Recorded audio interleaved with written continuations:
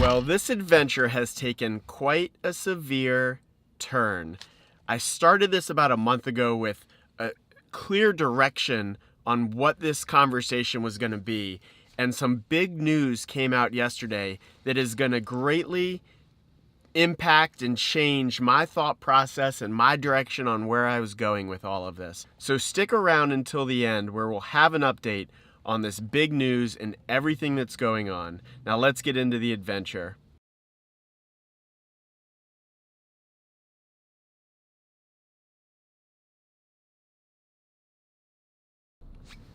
So you lucky few have chosen the drone adventure.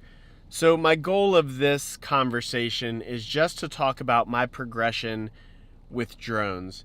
I started out with a Phantom 2, which was just a bare bones drone. And I won't go into great detail about it, because if you want to know all the in-depth experience and feedback regarding the Phantom 2, you can check out the link here, where I probably go into too much detail. But the long and short of it is, I bought a Phantom 2 kind of as an impulse buy. You had to buy your own gimbal that you attached to it. You had to put a GoPro on the bottom of it. The device itself didn't have an app, so you couldn't see live feeds of what you were filming. It was kind of hit, record, take off, record stuff, land, and then see what you captured. And my issue with it was it didn't have any of the return to home features that all the drones within the DJI line have now. So what happened within 8 hours of owning it was I took off, it got a mind of its own, flew away. I found it the next morning on a golf course. It'd been out in the rain all night. It has never flown again. And I swore off drones for probably 3 years. So this is the scene of the Phantom 2 taking off and flying away. So I took off about middle of the fairway over here. It shot up about 300 feet, flew over those townhouses, and ended up on the golf course about a quarter mile away. And really frustrating that this drone didn't have the software. And that was until I saw all these reviews on the DJI Spark. And the DJI Spark was this small little drone, relatively inexpensive, like $400. And all the software now had live views. It shot in 1080p. It had return to home features.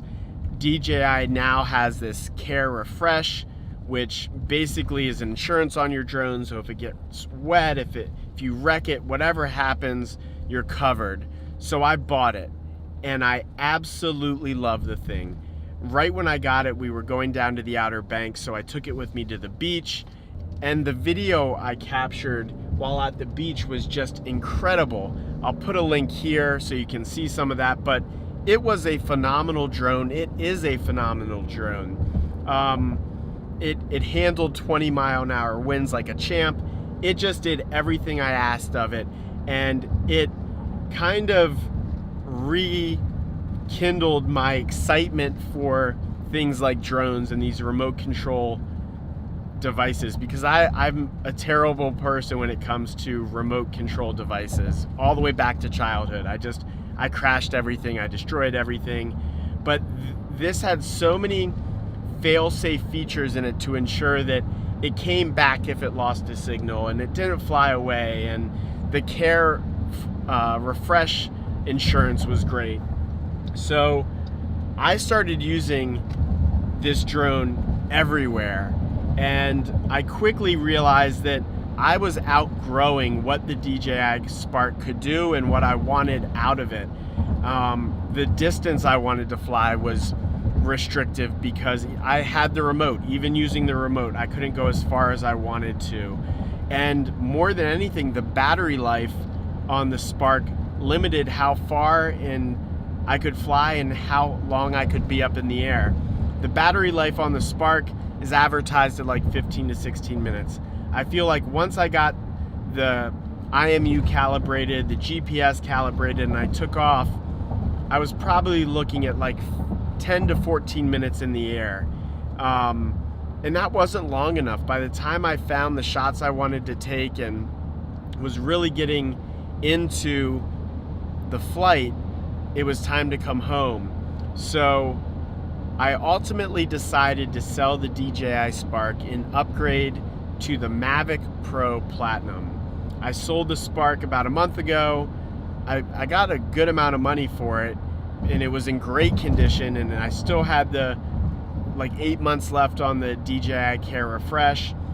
So I bought the Mavic Pro Platinum. I've had it for about 2 weeks, flown it maybe half a dozen times, and I'm impressed with the difference between the two drones. You can tell right away that the Mavic Pro Platinum is a serious drone. It's not a toy. It takes great videos, it's faster, it reacts better. I feel like the response to the controls is so much more fine-tuned, I guess. And it makes me feel now like the Spark was a high-end toy and the drone is a serious videography tool. I've been really impressed with it. Everything it can do is just everything I want out of the drone. The flight time is about 30 minutes because the Platinum they have the more aerodynamic propellers, so it reduces drag with the drone, which says it gets you better battery life than the 27 minutes I think the standard Mavic Pro gets. But it's absolutely phenomenal. If you are thinking about getting a Mavic Pro, I would tell you absolutely invest the money, get the higher end drone, especially if you're looking to grow into this device, because that's exactly what the Mavic Pro Platinum is. It's a serious device, but it has all the safety features and all the tools for you to kind of start out and learn on it.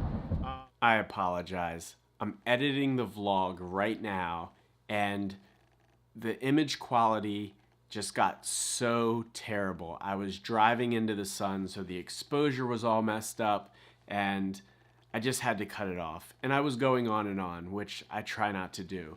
So now for the teaser part of what just has changed with DJI. Now, if you're here, you're probably into drones. You probably already know where this is going. But DJI announced yesterday the Mavic Air, which is somewhere in between the Spark and the Mavic Pro. But in terms of the camera, it has everything the Mavic Pro has, plus added features, like it shoots 1080p at 120 frames per second. It shoots 100 megabytes per second, which is an upgrade to what the Mavic Pro can do. In addition, it's got sensors in the front, the bottom, and the back. And it now has an obstacle avoidance feature, which none of the other drones have. So right now, if you fly towards a wall, the drone just stops. If you fly towards a tree, the drone just stops. But what the Mavic Air will do is it senses what's around it, so it'll fly over the obstacle, around the obstacle, which is absolutely phenomenal. Plus, with the sensors in the back, if you're flying backwards, it can sense what's behind it, which none of the other drones can do. So I really struggle because I just invested in the Mavic Pro Platinum.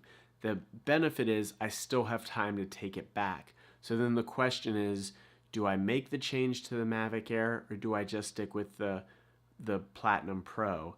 And I'm not sure what to do. If I switch to the Mavic Air, it's less expensive, but then the trade-off is I lose some battery life. The Pro Platinum has a battery life of 30 minutes. The Mavic Air has a battery life of 21 minutes. I was looking for longer distances. The Mavic Pro has a huge distance, almost too big. I don't know I'd ever take it to the extent it can go.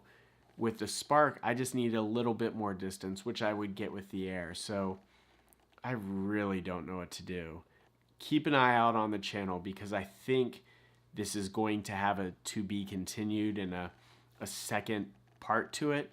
But this was all about kind of my growth with drones, and wanted to let you know how I've kind of developed and where I started and now where I'm at. So for anybody out there that is interested in getting into drones or interested in purchasing a drone, maybe you can save yourself some time.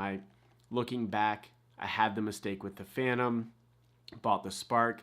Maybe I should have skipped the Spark and just gone right to the Mavic Pro, but it was a learning experience. So hopefully you can learn from some of my mistakes, and hopefully you enjoy this. And I'm going to get off here because I'm just talking way too much. So thanks for checking in. Hopefully you enjoyed the adventure. Hopefully you chose some of the other adventures to see where those went. But I appreciate it. Get better. Be better. We'll see you next time. See ya.